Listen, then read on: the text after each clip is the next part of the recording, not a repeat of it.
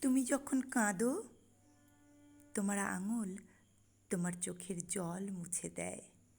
সেই আঙুলই তোমার আত্মীয়। তুমি যখন হাঁটো, তোমার পা। তুমি যখন কথা বলো, তোমার জিভ। তুমি যখন হাসো, তোমার আনন্দিত চোখই তোমার বন্ধু।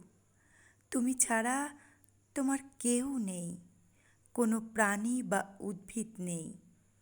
তবু এত যে বলো তুমি তোমার, তুমিও কি আসলে তোমার?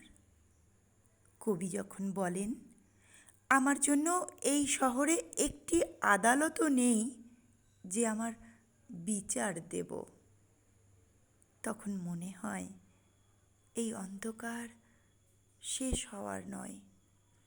তবুও আশাবাদী, আঁধারের বুক চিরে একদিন মানুষ জাগবে।